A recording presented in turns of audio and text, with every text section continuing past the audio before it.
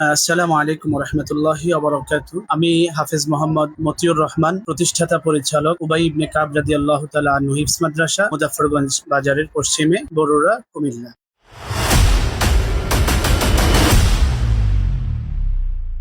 আমাদের এই প্রতিষ্ঠানটি প্রতিষ্ঠিত হয়েছে 2017 সালে। প্রতিষ্ঠানটি উদ্ভাবন হওয়ার পিছনে একটা অনুপ্রেরণা হচ্ছে যে 2017 সালের আগে আমি শারীরিক কিছু অসুস্থতা ভোগ করতেছিলাম। সে কারণে আমি ভাবতেছিলাম যে আমি ব্যবসা বাণিজ্যের সাথে জড়িয়ে যাব।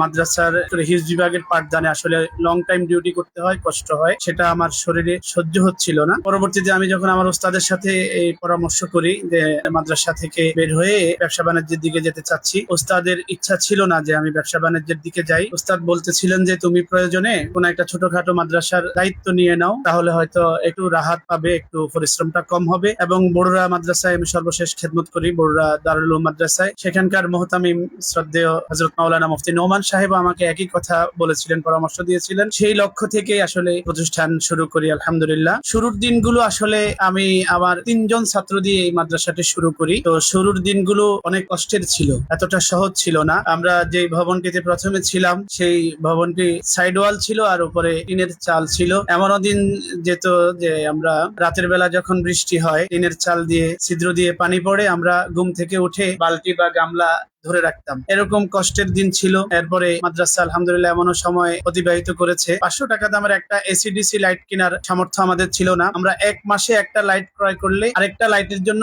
পরের মাস পর্যন্ত আমরা অপেক্ষা করতাম। সে জায়গায় আলহামদুলিল্লাহ আজকে আমাদের মাদ্রাসায় বিদ্যুৎ চলে গেলে যে জেনারেটরটা সাপোর্ট দেয় সেটা প্রায় 1.5 লক্ষ টাকা দামের একটি জেনারেটর।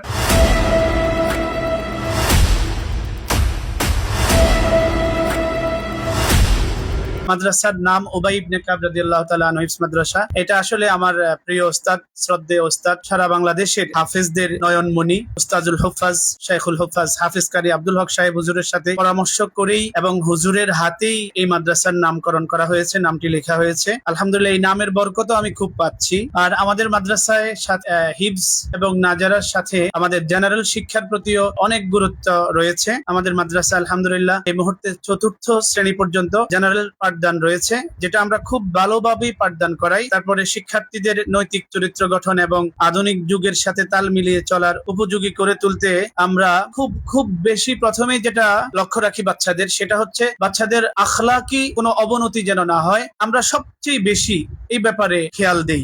আমি একজন পরিচালক হিসেবে যে জিনিসটা সবচেয়ে বেশি খেয়াল করি, আমাদের যে মাদ্রাসাগুলো রয়েছে সারা বাংলাদেশেই, আমি সকল পরিচালকদের প্রতি এটা আহ্বানও রাখবো। আমি যেটা করি, আমি প্রথমেই হচ্ছে যে বাচ্চাদের খাবারের মানটা যথাযোগ্য রাখার চেষ্টা করি, যেন বাচ্চারা আসলে খাবারে কষ্ট না হয়, অন্তত পেট ভরে 4টা ভাত খেতে পারে। দ্বিতীয় নম্বরে আমি মারাত্মক যেটা খেয়াল করি, বাচ্চারা কখনো অসুস্থ হইলে তাদের সুস্থতার চিকিৎসার বিষয়ে আমি খুব যত্নশীল। যেটা আমার মাদ্রাসায় আলহামদুলিল্লাহ প্রতি মাসে হিসাব মোতাবেক মিনিমাম 8-10 হাজার টাকা মাদ্রাসার পক্ষ থেকে চিকিৎসার পিছনে ব্যয় করি, যেটা আমরা অভিভাবকদের কাছ থেকে আর পুনরায় নেইও না। আমরা এটা আমাদের মাদ্রাসার পক্ষ থেকে বাচ্চাদের পিছনে ব্যয় করি এবং কোনো বাচ্চা অসুস্থ হইলে খুব আর্লি সময়ের ভিতরে চিকিৎসা ব্যবস্থা নেই। তারপরে হচ্ছে বাচ্চাদের পরিচ্ছন্ন থাকা, এটার ব্যাপারেও আমি খুব খেয়াল করি। তারপরে আরেকটা বিষয় আমি খুব খেয়াল করি, যেটা হলো খেলাধুলা করতে পারে, একটু হাঁটা চলা দৌড়াদৌড়ি করতে পারে, মন খুলে খেলতে পারে, হাসতে পারে। পরিচালক হিসাবে খুব খেয়াল করি।